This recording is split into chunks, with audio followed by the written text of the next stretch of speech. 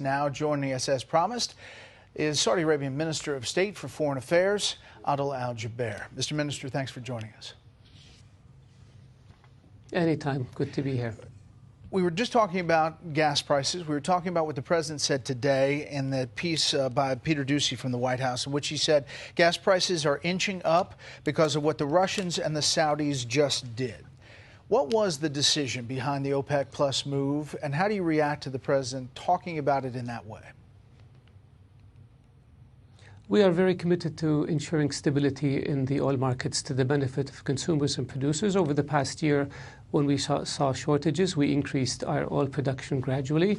Now we are seeing, we meaning the 22 countries that make up OPEC Plus, we are seeing shortages. We are seeing headwinds in terms of geopolitics. We're seeing headwinds in terms of growth rates, a slowdown in economies throughout the world. And we want to make sure that we act in a preemptive fashion to ensure that we don't have a collapse of the energy markets, which would be detrimental not only to producers, but also to consumers and the global economy.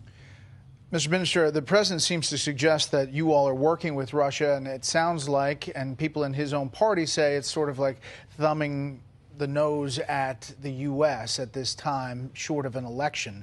Here is Ro Khanna, a Democratic congressman, very fired up about this. Take a listen.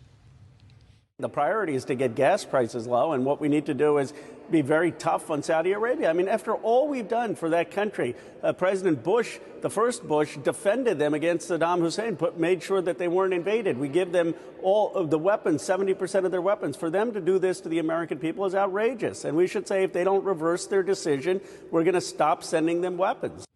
So how do you respond to that? I think that this is probably part of the emotions that have to do with upcoming elections. Saudi Arabia does not politicize oil or oil decisions.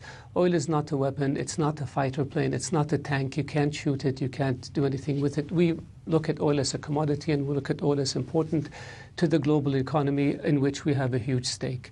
The idea that Saudi Arabia would do this to harm the U.S. or to be in any way politically involved is absolutely not correct at all. With due respect, the reason you have high prices in the United States is because you have a refining shortage that has been in existence for more than 20 years. You haven't built refineries in decades. You have now, unfortunately, and my condolences to the victims and to those who were injured, I wish the quick, speedy recovery. You have accidents that happened in a refinery in California, and you have a number of refineries in the Midwest that were shut down. It's as a result of this shortage of refining capacity that you have a shortage of gasoline and an increase in the price of gasoline. It has nothing to do with the fundamentals of crude oil supply and demand. The president's asked a lot about that trip that he took to Riyadh, meeting with the Crown Prince there.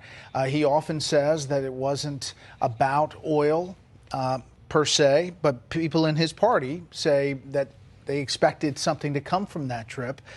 Was it at all about oil? The relationship between the U.S. and Saudi Arabia has been a partnership and an alliance and a strategic relationship for more than 8 decades. We have worked together in a way that benefits both of our countries and our people over the past 8+ decades, and we will continue to do so.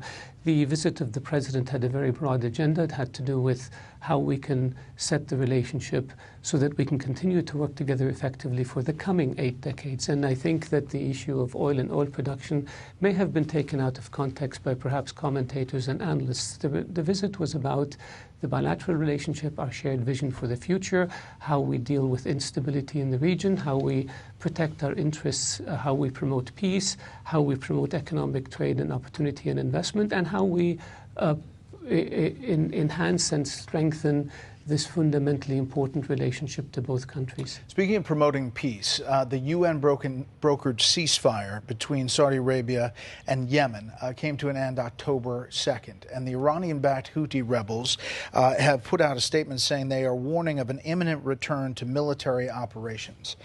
Where, Mr. Minister, is this going?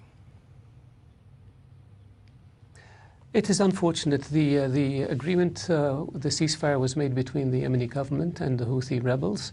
The coalition led by Saudi Arabia supported the position of the Yemeni government to enter into a ceasefire, and we supported the continuation of the ceasefire, as did the United States, the UN, and the European community.